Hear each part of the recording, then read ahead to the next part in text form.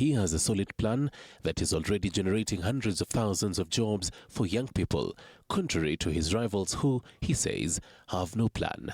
Kuanzia mwezi ujao, tunataka kuongeza vijana ambao wanafanya kazi kwa climate works, na tunataka tuongeze vijana wanaofanya kazi kwa mambo ya affordable housing, kutoka vijana 1,300 mpaka vijana 1,600 watakaofanya kazi kwa mpango ya affordable housing na markets na mambo ya hostels. The president didn't mince his words when calling out his political opponents, urging them to move beyond slogans and present tangible solutions, while also urging the youth to reject leaders who have no agenda for the country or solutions to tackle unemployment. Mimi nataka wale viongozi ambao wako na mashindano. Vile mimi nimepanga climate works, vile mimi nimepanga affordable housing vijana wapate ajira, vile nimepanga mambo ya labor mobility vijana wapate kazi. Watuambie mpango yao ni gani. Haiwezi kuwa ati mpango yao ni kupanga vijana waende waharibu mali ya watu wengine na kuchoma mali ya watu wengine. That cannot be an alternative plan for creating jobs in the Republic of Kenya. Sisi Nairobi tumekataa siasa ya ukabila. Nairobi hakuna shida ya Mjaluo tofauti na ya Mkikuyu, hakuna njaa ya Mkamba ama ya Muluya. Wale wanajaribu kuleta siasa ya Nairobi ya ukabila, tunaambia washindwe.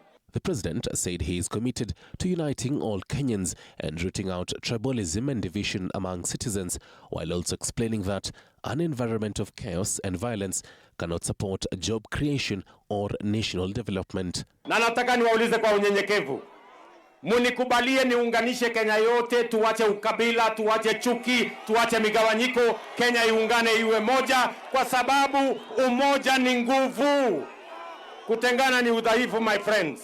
Kuna majamaa wanataka kutuingiza kwa siasa mfululizo. Sisi tunawaambia tutaki siasa mfululizo, tunataka kazi bila break. President Ruto has emphasized he will ensure that the country rallies behind a development agenda rather than endless politics. There you go, President William Ruto and many other leaders speaking to the situation in the country, and mostly, of course, the president calling on the nation to stay woke, and leaders as well as parents reminding them constantly that it's important that we do not plunge the country to disaster, saying that it's not important that we allow for all this incitement that is making rounds. And on youth perspective this morning, as I sit in for Fred Indimuli, I am delighted to have with me on my farthest right, I would say, Josephat Kamanya, political analyst, we have Jerry Kahiga, National Youth Leader, and last but not least, we have Nick Mwangi, the Secretary General, Kenya Ahadi Party. Ladies and gentlemen, thank you so much for creating time. Unfortunately, Hans Ropp says that he could not make it here this morning. And of course, we appreciate that at least he had the will to be with us. As we get at this very important conversation, you've heard what President William Ruto and other leaders are saying. And I want us to equate, or perhaps to as well loop that in connection with what the People Daily speaks of in relation to, people speaking out and what it is that they say. The People Daily highlights just how the UDA, of course, leaders are out there speaking garbage. What they mean by garbage is what we do not know. But for the longest of time, there are many who have called on the president to tame his lieutenants and saying that, of course, Farouk Kibet is always there talking of things that are not really right. I don't know, Sudi on this other side and all that.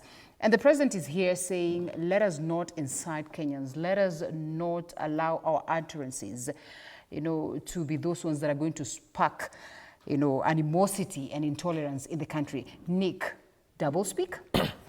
Well, good morning, Linda. I have keenly observed the aspersions by the UDA government or the Kenya Kwanza government. And I think they're really playing a foreplay to us people who are singing one time. Because just yesterday, we saw the MP to Naivasha getting arrested over, let me say, claims that cannot be substantiated. And we see the likes of Nelson Koech the MP of Belgut walking freely. We see Oscar Sudi on TikTok, on Facebook Live, talking as he talks. And we are asking ourselves, really, because one of the most failed institutions is the NCIC. Right. Because we are asking, are they using all these institutions to really punish us for being loud enough to criticize the president and his government? And we are not certain that they are also confident enough with whatever they are doing, because the president, like yesterday, you see, he has to remind us that nimepangia vijana. He has moved from nitatenga, now he's coming from nimepangia vijana.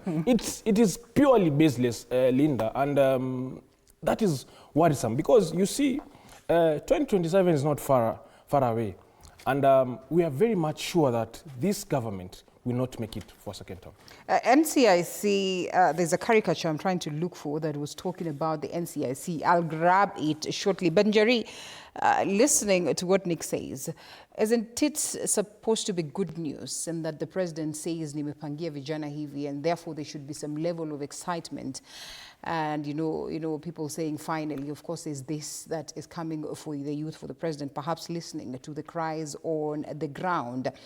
And how then can we say that, of course, the arrests that we witnessed yesterday, Jen Kihara, for instance, that perhaps are baseless? Because then we understand just how much intelligence, and of course the DCI has, or perhaps the nation has. And if they go for a certain individuals, there must be a reason as to why they have decided to take that direction, that they have decided it's Jen Kihara and not Nelson Koech or any other leader, as Nick would say. Thank you so much, Linda, this morning. First of all, I want to appreciate the fact that TV47 has made it its good everyday business on Friday to engage the young people, something that the regime of Kenya Kwanza is unable to do. And one thing that I have to say is that I think this government has selective amnesia, because you see, the intelligence is only intelligence when they want to deal with opposition. I don't understand where the intelligence was when goons were attacking people, when there were people infiltrating Mandamano. They did not know who it was. They did not even foresee it, because for people to have moved from one region to another, or from one town to another to go cause destruction, and your intelligence did not inform you, that is quite dangerous. I also don't understand how their intelligence or the information that they have and how good the institutions are in terms of information have not yet given us information on the young people who have been killed. They've not given us the police officers, who we know very well, the bullets that have been removed from these young people can identify which police officer fired that firearm. So I think this regime has selective amnesia, as I said, whereby they only use information that they think they want to use. And when it's information that is supposed to bring them into accountability, they let it go. Because I don't understand how the president comes to tell us that we should not be making statements that incite or spark outrage from people, yet he's the same person who said we should be shot in the legs. I don't know if we were supposed to clap to that, or we were supposed to make merry with that statement, because I don't understand why. Today you are the one telling people to be shot and killed, then tomorrow you are telling the same people that they should not make utterances that spark range. So I think he's a president of double standards. And also again, I think he does not really remember what he does today, because if he would not have been the one to make such remarks, especially less than a month after he made such statements. Then again, I want to understand why NCIC again has another selective amnesia, whereby they can grill certain people. We saw them the last time, someone, Rigathi Gachagua, on utterances that he had said about 25th Christmas Day. But the same government is not going to grill those who say that we should not only be shot, but we should be killed. The same NCIC institution is not going to grill utterances made by anybody aligned to Kenya Kwanza. But they are going to grill anybody who is on opposition. And on the issue of Jen Kihara, it's very sad. First of all, because she is a 72-year-old woman. That is not somebody that you want to harass.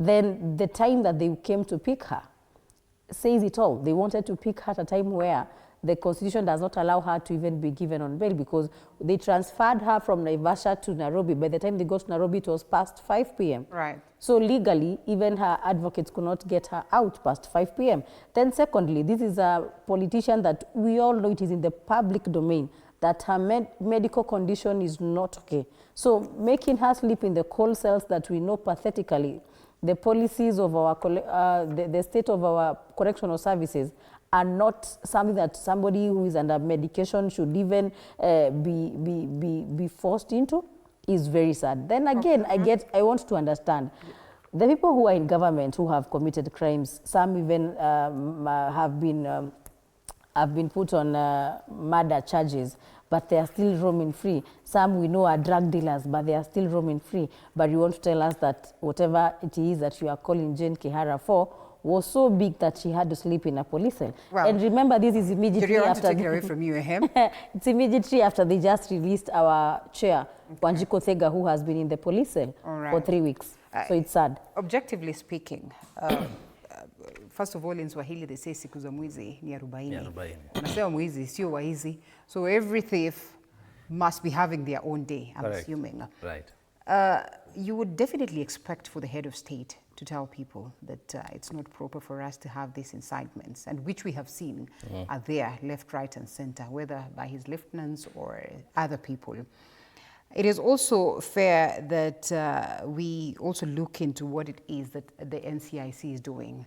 Back then, during the times when we were talking about hate speech, up until now. And of course, most Kenyans will give different judgments as to it. When you look at this caricature, when you listen to the president, when you listen to the people who are under the Kenya Kwanza government, and when you listen to the political temperatures across, just how objectively can we approach this and say that, you know, no one is going to pull the string to their side more compared to the other? Well, good morning, Linda, and good morning to our viewers. I think it's very clear, and the caricature brings it out for everyone to, all and sundry, to see and understand that what you're dealing with now is suspension of our constitution. Right. Because you have a regime which is falling apart and crumbling from within, that is deciding to misuse and abuse offices, agencies, ministries, and departments. And that's why you see even such independent institutions that we expect, at least to uphold the moral authority, because they're supposed to just call us to order when you're trying to incite things that could ban the country. They have been compromised. And not just the NCIC, but you also look at the EACC. There are people you will see being dragged into some inquest that never get really concluded. Right. And even the DCI, you have of these flimsy allegations that people are called, like my panelist is saying, some people are summoned to come and make statements, while others have made very insightful statements, but they just go. But just how delicate is it for NCIC? Yes. It looks like the country is just, you know, in that state of despondence. Everybody's angry, and everybody is making statements left, right, and center. It is very unfortunate because away from NCIC, remember, we are all guided by the Constitution. All departments, ministries, agencies, and everything is well confined in our Constitution. Now, we have a regime that is struggling to abide by the rule of law. Because away from the NCIC, again, you have a CS giving a shoot order. Right. You have an MP giving a shoot to kill order. You have a president giving a shoot to injure order. All these are not within their scope. These are not their mandate. Right. And these are just a few examples you're picking. So if the president is leading by that example, what more do you expect from NCIC? They can only play ball according to the leader of the regime. And that's why you see now Kenyans are saying, we do understand and we know our rights. We, the people, came up with this constitution. Because you have the people, the constitution, then the government. But now you're having the government that wants to override and overturn the will of the people and suspend the constitution. This is a crisis we are in. And that's why you hear people saying 1 term, others half term. 2 term is a dream. That's a mirage that cannot be realized. But we have to worry as a country and realize that if we suspend the rule of law, there is no telling on how far this can go. Because today we have NCIC misbehaving. We've had other members of parliament threatening to suspend the mandate of IEBC. Because when a member of parliament comes out and says, if the votes will not be enough, we are going to stuff the ballot, they're saying they're going to overturn the will of the people. Right. They're going to suspend the mandate of the IBC. It calls to why are we not respecting the separation of powers? Separation of powers, and some have said there's literally no separation, even in the formation of the IEBC itself. You have confidence, Jerry, that the IEBC, the newly formed IEBC, is up to task? I don't want to cast aspersions before they do their work, but we are going to see how competent they are come the first by-election that they're going to give us. But then again, I want to urge anybody who has been appointed into that commission that we know the trend in Kenya. You know, there's what we can say on camera and what we cannot say on camera. But I want to tell them, you have seen the trend. You saw what happened with Chebukati last time. You saw what happened with the other. So it's up to you to decide which route you want to stay with, the Kenyan route or the power route. And at the end of the day, the power route eventually leads to another route that we don't say, but we all know what happens behind the scenes. But again, I really hope that they can stand up for the constitution, because I can tell you, the moment you take away the power from people, why would we spend billions and billions of money from our budget to do an election that is not going to be free and fair?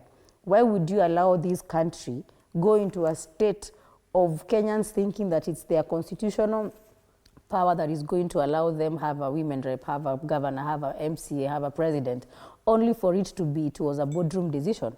It was an extension of the executive decision. And because we've had utterances from members of parliament aligned to Kenya Kwanza, where one person said that even if the votes are not enough, they're gonna steal them.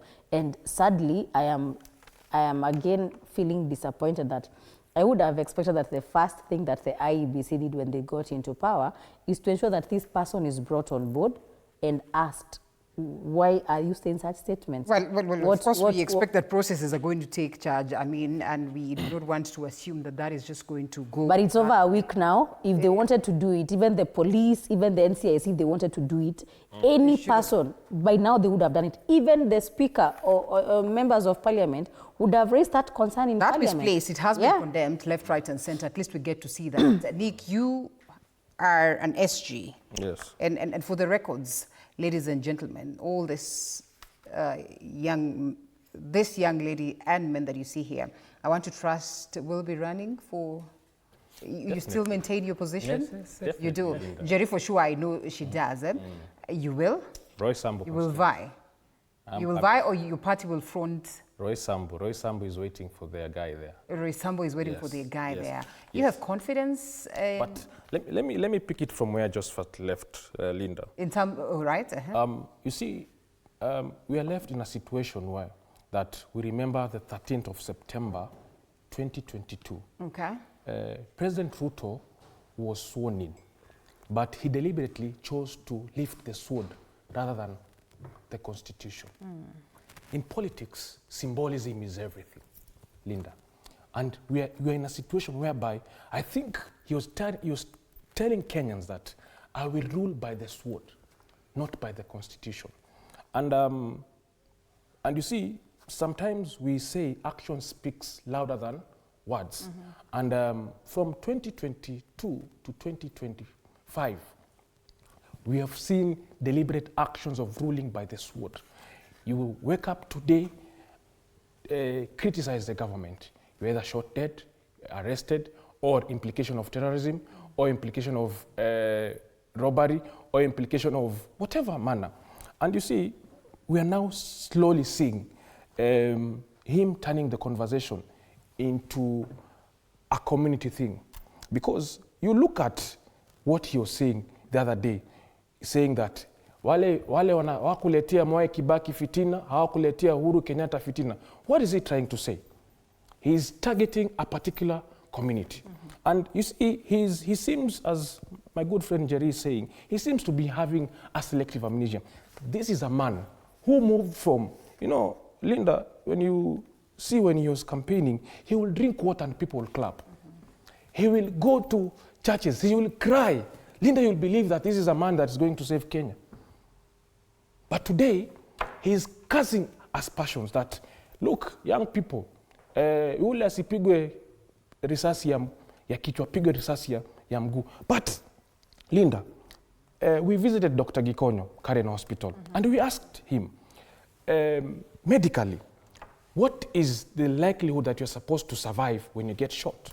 He told us, 99% you will die. Because if I hit you, if I assume the police officer is aiming at your leg, there's a high probability he will shoot the thigh, not the lower part.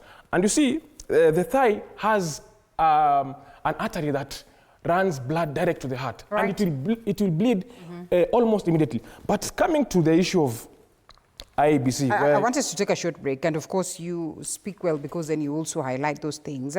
Rex Masai's case in point, of course, that is so evident.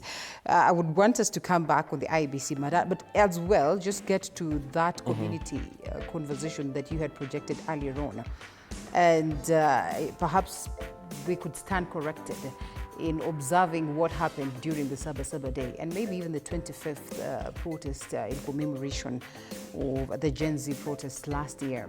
And many argued, you know, just on face value, that we witnessed what we have never witnessed in the mountain in terms of protests, in terms of intolerance.